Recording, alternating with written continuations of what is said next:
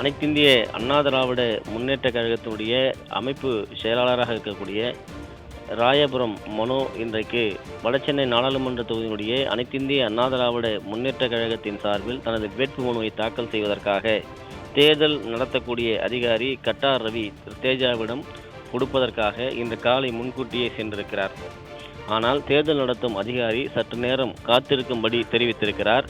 அந்த நேரத்தில் திமுகவினுடைய வடசென்னை நாடாளுமன்ற உறுப்பினருக்காக போட்டியிடக்கூடிய கலாநிதி வீராசாமி, சேகர் பாபு, அதே போன்று மாதவரம் சுதர்சனம் உள்ளிட்ட திமுகவினர் 6-7 பேருக்கு மேற்பட்டோர் அந்த தேர்தல் நடத்தக்கூடிய அதிகாரி முன்பாக வந்து சேரில் அமர்ந்து கொண்டு தாங்கள்தான் முன்கூட்டி மனு தாக்கல் செய்வோம் என்று வாக்குவாதம் செய்கிறார்கள். ஏற்கனவே அதிமுகவின் வந்திருக்கிறார்கள், அவர்கள் காத்திருக்கிறார்கள், நீங்களும் சற்று காத்திருங்கள் என்று தேர்தல் அதிகாரி சொல்லியும் கூட அதனை ஏற்க மறுத்து திமுகவினுடைய அறநிலைத்துறை அமைச்சராக இருக்கக்கூடிய சேகர் பாபு, சுதர்சனம், அதே போன்று அங்கு வந்திருக்கக்கூடிய திமுக நிர்வாகிகள் அந்த தேர்தல் நடத்தக்கூடிய அதிகாரிகளோடு வாக்குவாதம் செய்கிறார்கள். ஆனால் அனைத்திந்திய அண்ணா திராவிட முன்னேற்ற கழகத்துடைய வேட்பாளராக களமிறக்கப்பட்டிருக்கக்கூடிய ராயபுரம் மனோ அந்த சம்பந்தப்பட்ட இடத்தில் காத்திருந்தவர்கள் அனைவரும் பின்பு எழுந்து வந்து அவர்களுக்கு பின்னால் நிற்கிறார்கள். அவர்கள் அமருவதற்கு குறிப்பாக முன்னாள் அமைச்சர் ஜெயக்குமார் இருக்கிறார், மாவட்ட செயலாளர்கள் RS ராஜேஷ், வெங்கடேஷ் பாபு போன்ற மாவட்ட செயலாளர்களும் அதிமுகவுடைய மாவட்ட செயலாளர்களும் உடன் இருக்கிறார்கள்.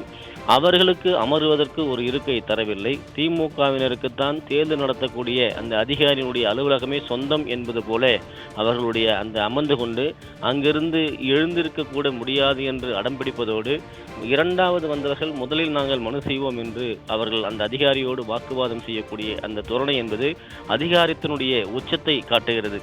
எப்பொழுதுமே அராஜகத்துக்கும் வன்முறைக்கும் பெயர் போன திமுகவினர் ஒரு மனு தாக்கல் செய்வதில் கூட ஒரு பொறுமை காத்து மனு தாக்கல் செய்வதற்கு தயாராக இல்லை என்றால் எப்படிப்பட்ட ஒரு மனநிலையோடு இவர்கள் இருக்கிறார்கள், எப்படிப்பட்ட ஒரு அராஜக செயல்களில் இவர்கள் ஈடுபடுகிறார்கள் என்பது இதன் மூலமாக பட்டவர்த்தனமாக வெளிப்பட்டிருக்கிறது. ஒரு முன்னாள் அமைச்சர், சபாநாயகராக இருந்தவர், அதே போன்று மாவட்ட செயலாளர்கள் அனைவருமே பின்னால் நிற்கிறார்கள். திமுகவினர்கள் வந்து சேரை பிடித்து கொண்டால் அவர்கள்தான் முன்னாடி மனு தாக்கல் செய்ய வேண்டுமா என்கிற கேள்வி எழுகிறது.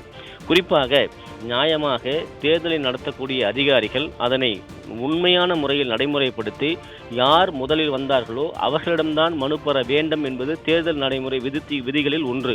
அதே போன்று 5க்கும் மேற்பட்ட நபர்கள் உள்ளே வரக்கூடாது என்கிற விதி இருக்கிற போது திமுகவுடைய வேட்பாளராக போட்டியிடக்கூடிய கலாநிதி வீராசாமியோடு அங்கே இருக்கக்கூடிய திமுகவினுடைய முன்னாள் அந்த நிர்வாகிகளாக இருக்கக்கூடிய எபினேசர், அதே அறநிலைத்துறை அமைச்சராக இருக்கக்கூடிய சேகர் பாபு, சுதர்சனம், மேயர் பிரியா, இன்னும் திமுக நிர்வாகிகள் 4-5 பேர் எப்படி உள்ளே வந்தார்கள்? இது தேர்தல் நடைமுறை விதிக்கு எப்படி இவர்கள் மீறி இருக்கிறார்கள்?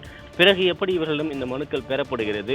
அப்படி 5 பேர் மட்டுமே வரவேண்டிய இடத்தில் 7-8 பேருக்கு மேலாக உள்ளே நுழைந்து அராஜகத்தில் ஈடுபடக்கூடியது, அச்சுறுத்தக்கூடிய நடவடிக்கையில் ஈடுபடுவது, தேர்தல் நடத்தக்கூடிய அதிகாரியை வேட்புமனு வாங்க வேண்டும் என்று மிரட்டுவது, இது எல்லாம் எந்த மாதிரியான ஒரு சூழ்நிலையை, தேர்தலை எப்படி நடத்துகிற சுதந்திரமாக நடத்த முடியும் என்கிற பல்வேறு கேள்விகளை எழுப்புகிறது.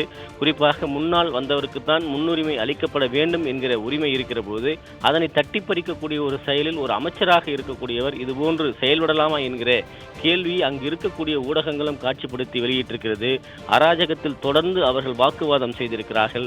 அதிமுகவினர் நின்று கொண்டே நாங்கள் தான் முதலில் வந்தோம் என்று நியாயமான ஒரு கோரிக்கையை வைக்கிறார்கள்.